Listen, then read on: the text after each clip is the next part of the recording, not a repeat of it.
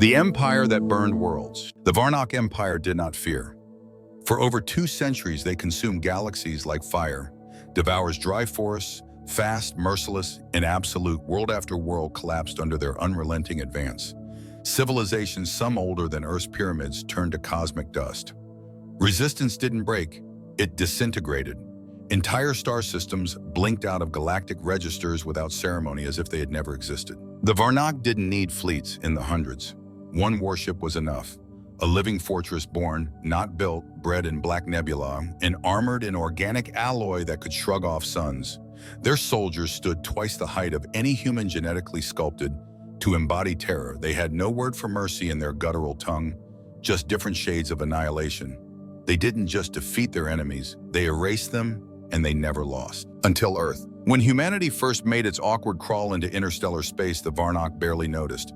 A few colonies here and there on Mars Europa, a mining station buried deep within the frozen rocks of Proxima Centauri Earth, was a blue marble tucked away behind a yellow star, noisily broadcasting its radio waves and tribal conflicts into the void. To the Varnach, we were ants playing with matches, but the Varnach followed protocols.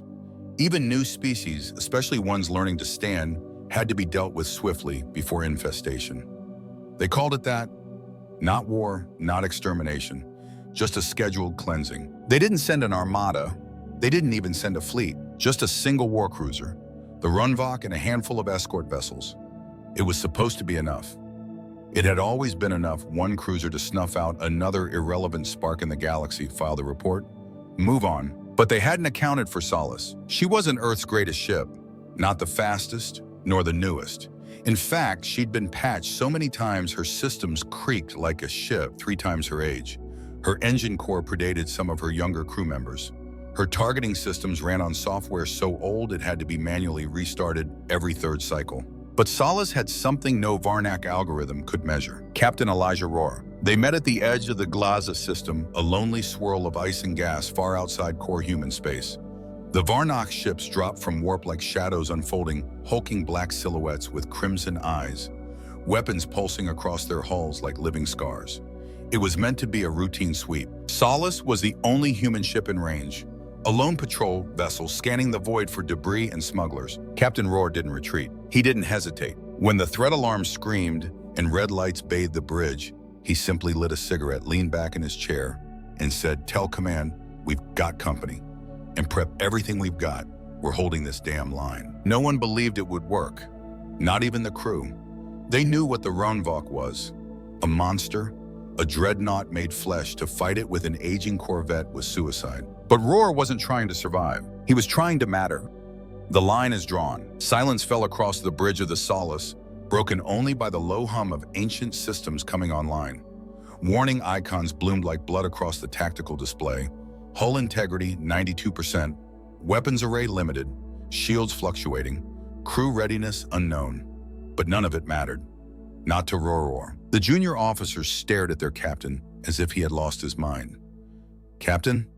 That's a Varnach warcruiser," one of them whispered. "I know what it is," Ror replied without blinking. His eyes stayed fixed on the display as if daring the ship to move first. "You see another ship here ready to make a stand?" "No, sir." "Then it's us." The orders came quickly, cleanly, without panic.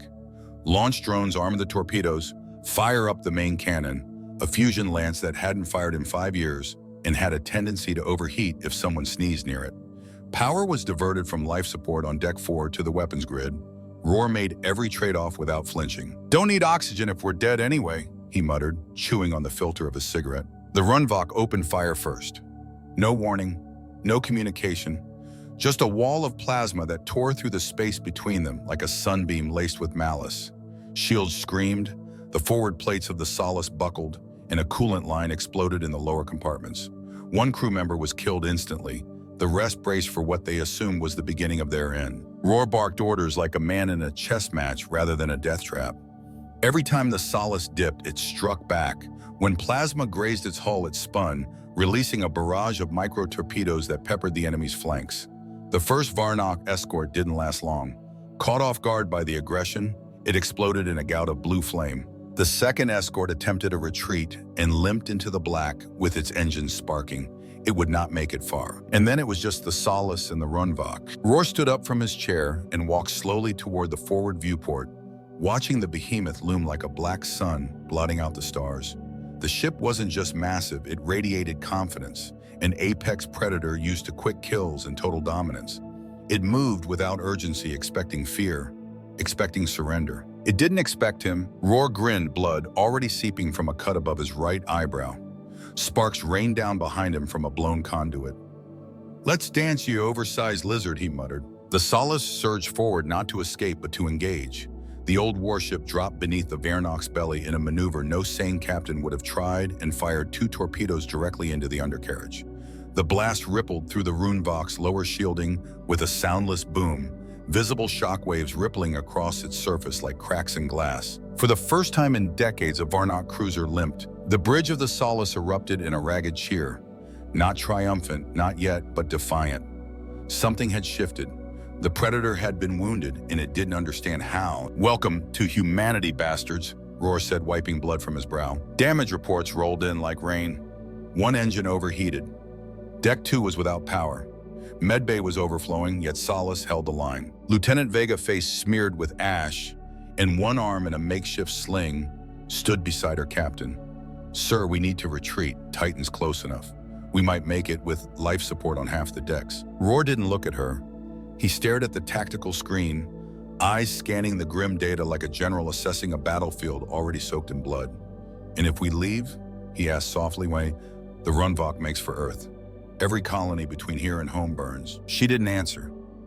She didn't need to. "We're buying time," Ror said. "Time for people who still have a future." "How?" He gave a half smile with prayers and duct tape. The crew laughed.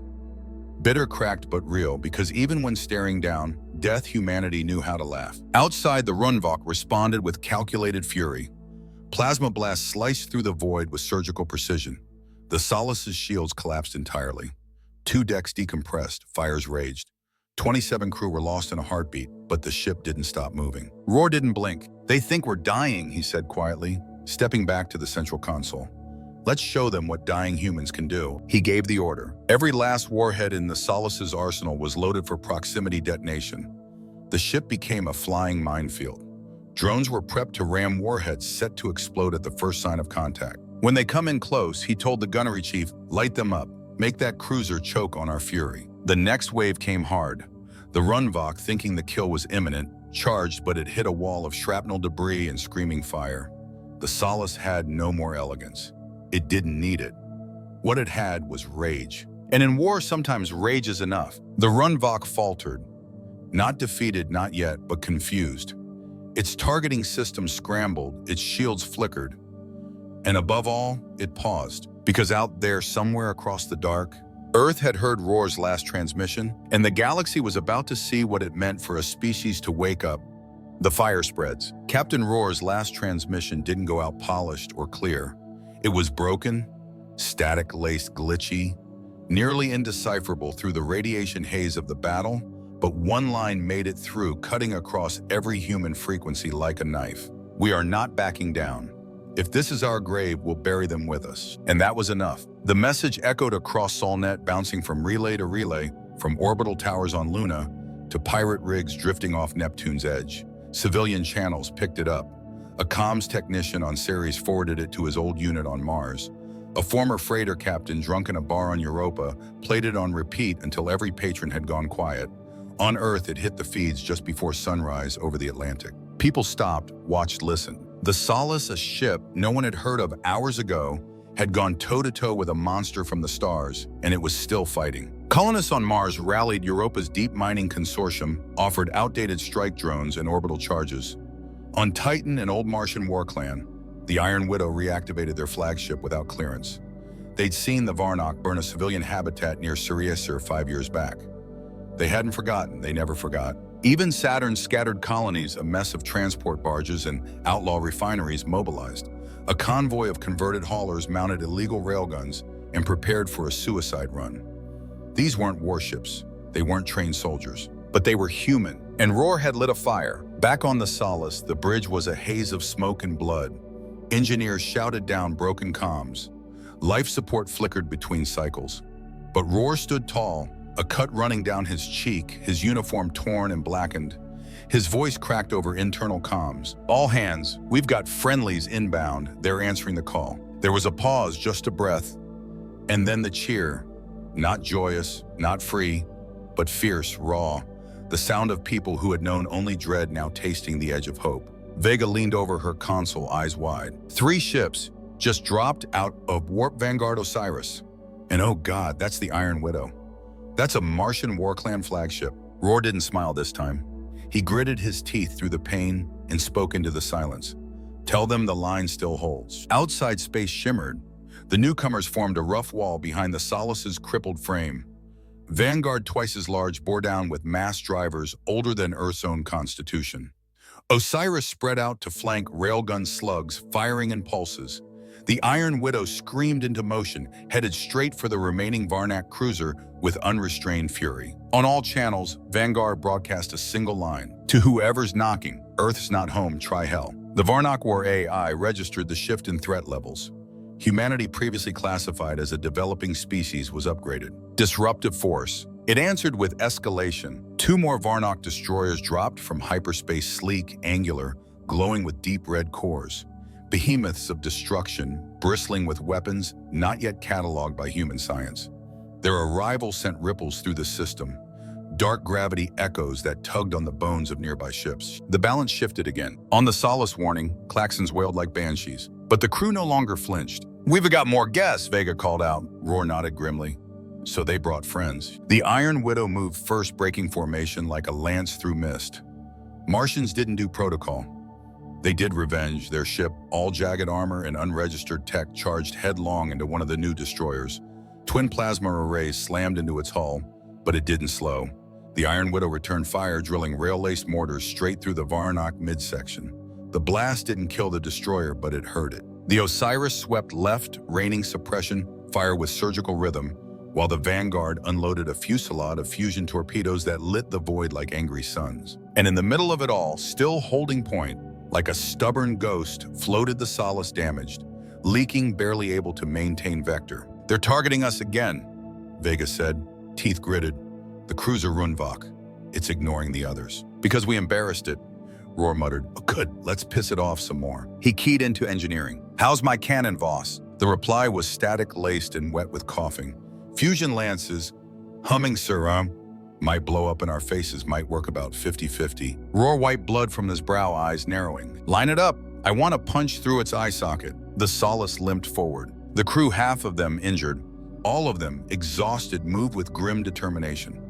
They weren't fighting for survival anymore. They were fighting to matter. Outside, smaller ships appeared on long-range scans. Retired freighters, salvage tugs, even a hollowed-out asteroid rig with explosives bolted to its hull.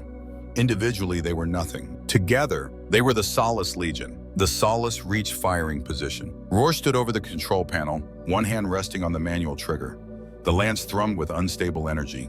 Sparks danced along its casing. Fire. A beam of searing light lanced through space.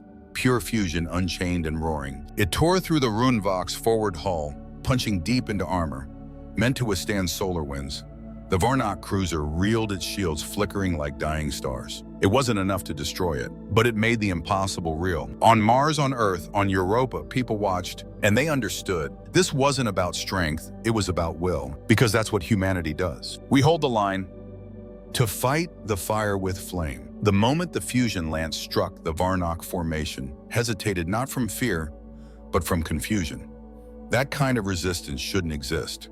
Their protocol said so. Species in early galactic stages didn't attack overwhelming force. They submitted. They scattered. But the Solace hadn't just resisted.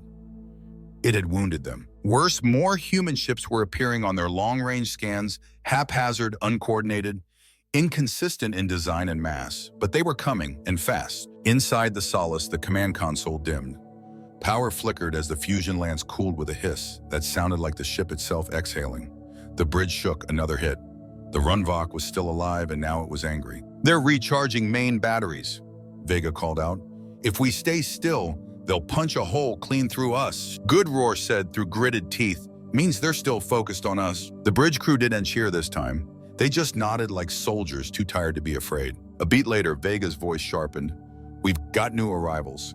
3 ships just dropped out of warp. Dauntless Erebus and Hell. That's the Pillar of Autumn. Ror's heart thudded in his chest. The Pillar was a legacy ship, a war cruiser that hadn't seen deployment in decades. Seeing it again was like watching a monument come to life. "Tell them," he rasped, "the line still holds." Outside, the stars shimmered. The newcomers wasted no time. Dauntless opened with twin plasma mortars slamming the Runvok's left flank. The Erebus, smaller and faster, streaked in wide arcs, peeling enemy fire away from the core formation. The Pillar of Autumn moved like a fortress on thrusters, launching fusion torpedoes with cold, brutal precision. The battlefield changed. Where there had been chaos, there was now coordination. Where there had been desperation, there surged fury. The Runvok's AI adjusted its tactics. It summoned more reinforcements. From hyperspace, 2 Varnach destroyers materialized, jagged silhouettes with cores glowing like molten blood.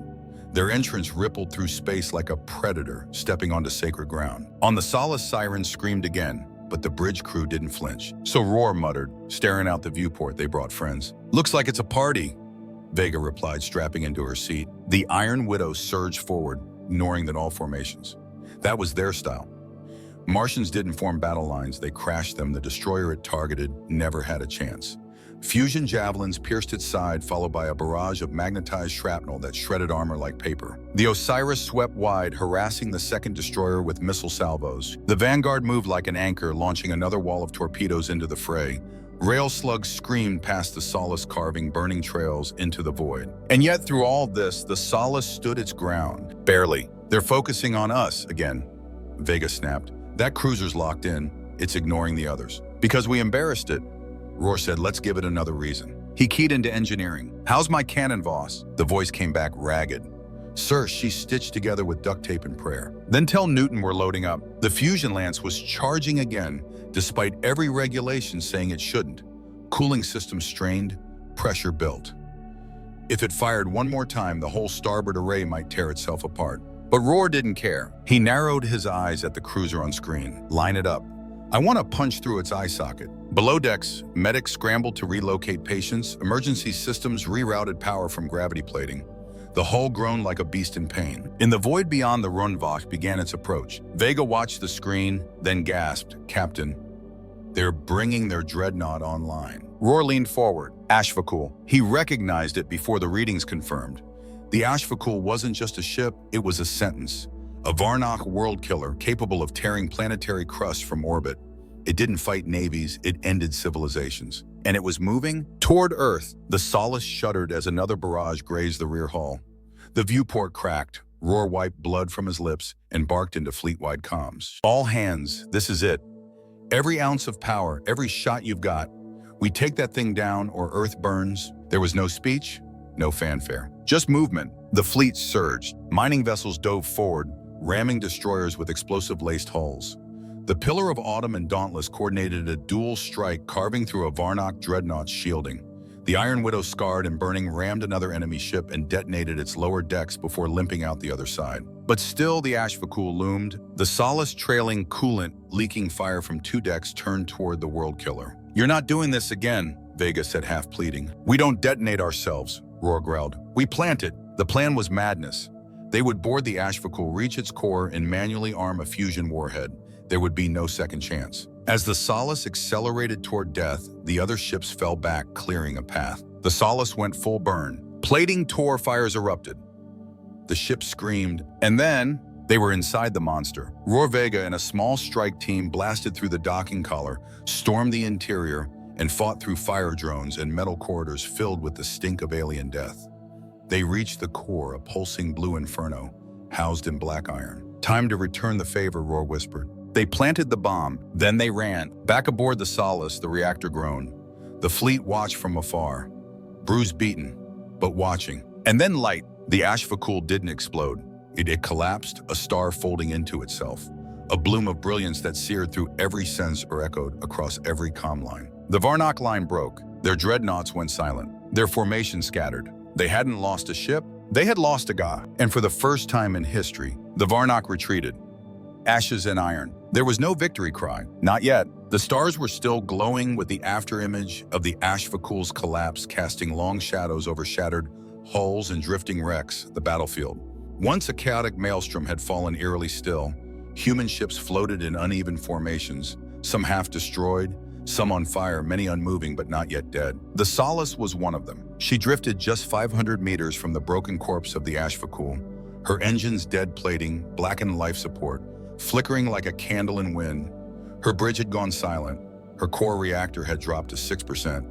But she was still there. The ship that would not die. Inside, silence reigned until the first breath broke it. Captain Ror staggered from the manual detonation panel, blood dripping from his temple, smoke stinging his lungs.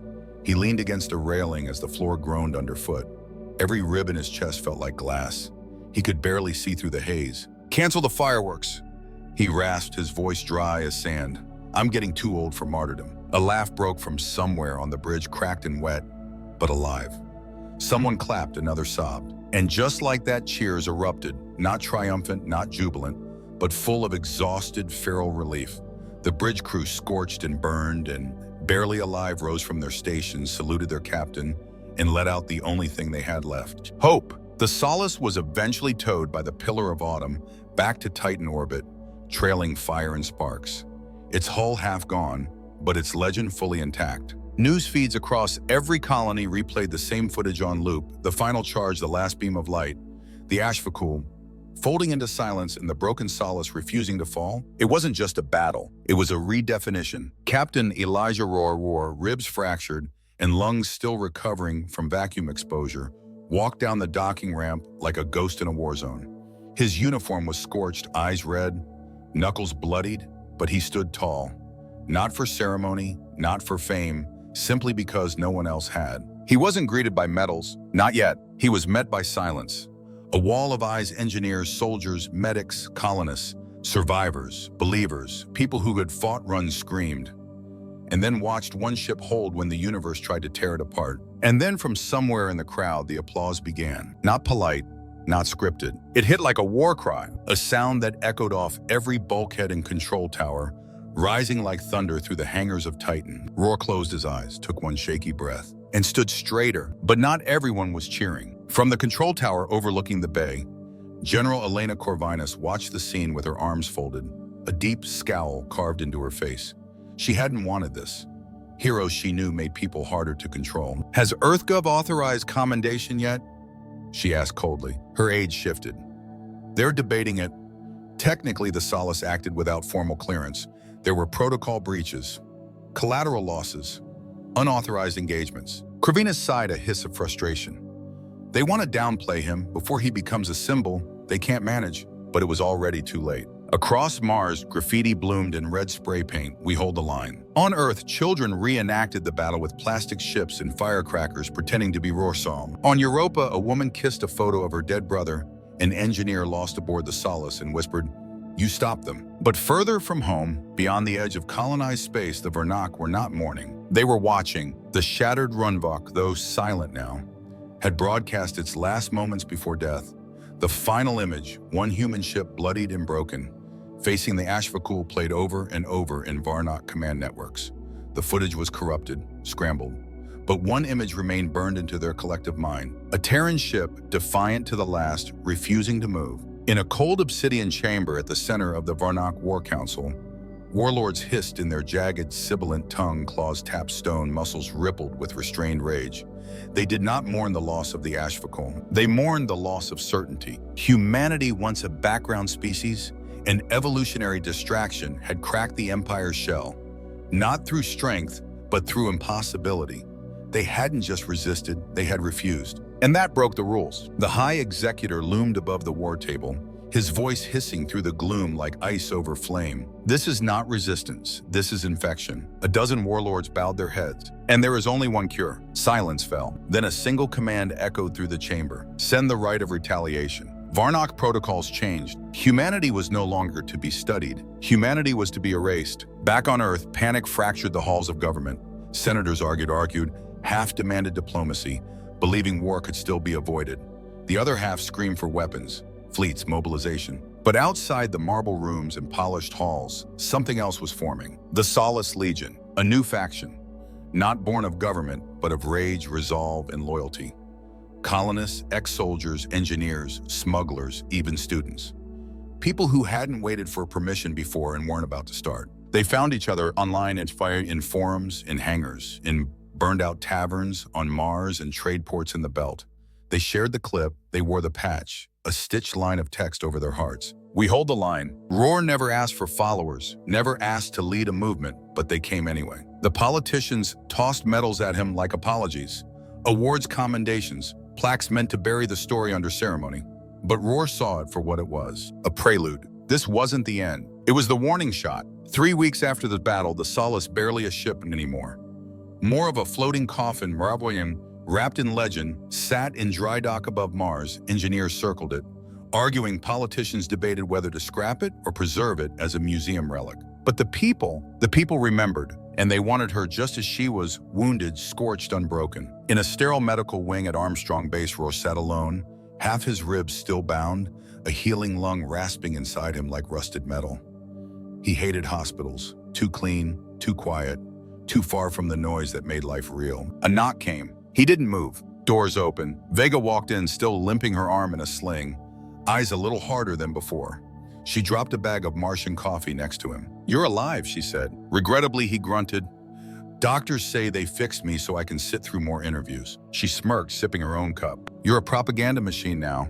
The admirals love you. They can put themselves in a ship held together with chewing gum and spite next time." Vega's smirk faded, EarthGov's splitting. Half want to prepare, half want to beg. "They won't get peace," Ror said, eyes fixed on the ceiling. "Not after what we did.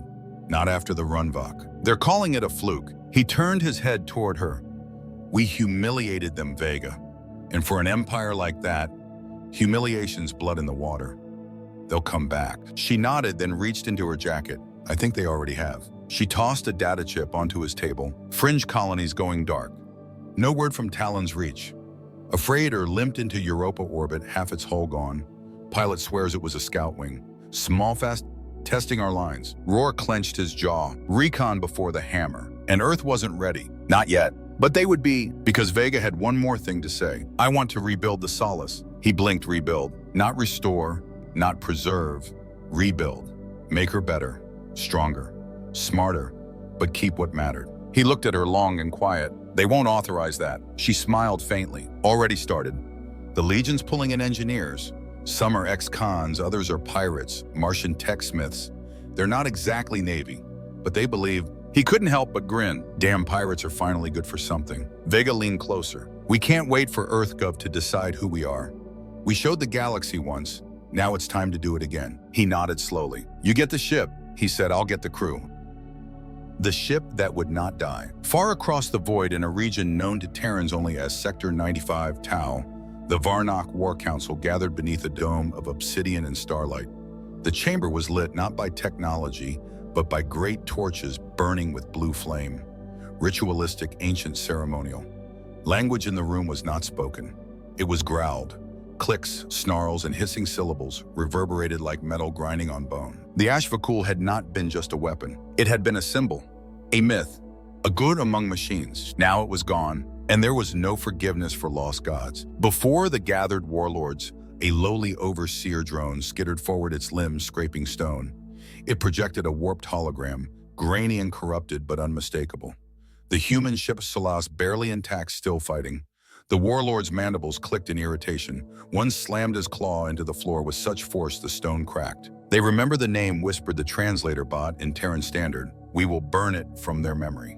30 destroyers were activated, 5 dreadnoughts brought online. And at the center of it all, a single monstrosity stirred, a siege engine from the days when Varnach emperors still walked the flesh. The HFY's elder sibling. The HFY reborn. The world killer. Back in Sol system, things moved quickly but not cleanly. EarthGov bickered over budget drafts, resource allocations, and chain of command protocols. A dozen subcommittees were formed to debate what title to give Captain Ror, what oversight the Solace Legion should operate under, and whether reparations were owed to colonies damaged in unauthorized conflict. None of it mattered, because under the scaffolding of Luna Prime's orbital platform, the Solace had been reborn. She had a new core, a new hull, new fusion injectors, but her soul, the scarred, furious, unyielding will, remained untouched. Her name was etched into her hull in Martian steel and Terran gold. Solace Requuum. We who endure return. Ror hated speeches, always had, but as he stood before the scaffolding tower, Before a crowd of thousands gathered in the low-grav launch bay, he understood that this moment would echo, not just in policy, not just in reports, but in myth. Behind him stood his crew. Some new Vega, still recovering, had shed the sling. Voss, with burn scars across half his face, had duct-taped a crowbar to his exosuit for tradition. Martian stood shoulder to shoulder with Earthborn Marines. Pirate engineers smoked next to former students from Titan's military academy. No ranks, no politics, only resolve. Ror stepped forward and gripped the railing. "I don't have a speech," he said, voice gravel and steel. "I don't have quotes from dead leaders or some fancy slogan." The crowd stayed silent, hanging on every word. "I have what I saw. I saw us hold when the galaxy thought we'd run. I saw us bleed and break together. I saw an empire blink for the first time in centuries, and I saw us refuse to kneel." He looked to the stars beyond the glass, his voice lowering. "They're not coming for a fight this time. They're coming to wipe us out. I say we don't give them the chance." A beat from somewhere in the hangar, someone shouted, "We hold the line." Then another, and another, until the whole chamber shook with the chant, "We hold the line. We hold the line. We hold the line." Ror gave a grim smile. This time the line wouldn't be a ship. It would be a fleet. Beyond Pluto's grave, the stars shimmered unnaturally. A ripple formed in space, a distortion, like oil on glass. And then came the Armada. 30 Varnach destroyers, 5 dreadnoughts, and at their core, HFY. Reborn, a siege engine so vast it blocked out entire star clusters behind it. It didn't warp in, it descended like a divine judgment. A weapon built not to conquer, but to erase. On Earth, satellites went silent. Mars lost contact with its outer moons. Signals were jammed. All they received was a single coded pulse, intercepted seconds before the systems blacked out. The extermination begins, but this time Earth was ready. Near Saturn's orbit, the Solace Requuum hummed with power. Her new engine core throbbed like a heart reborn. Her plating was sleeker, her weapons faster, but her soul was still iron and scar tissue. On the bridge, Ror stood tall in his new command chair. The bruises had faded, the limp had healed, but the fire in his chest burned hotter than ever. Beside him, Vega monitored comms, her voice cutting through static like a sword. "All ships reported." One by one, the fleet came alive. Vanguard, Iron Widow, Osiris, Pillar of Autumn, and dozens more.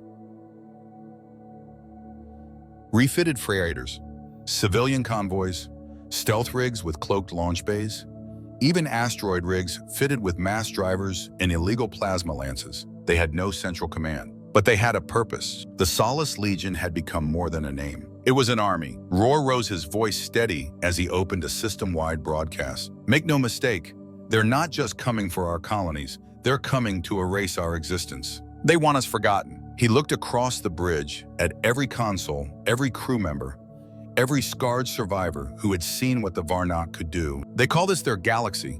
They think we're just an inconvenience. Well, today we remind them who the real problem is." A long pause. Then, "Today we hold the line again." And with that, the void exploded.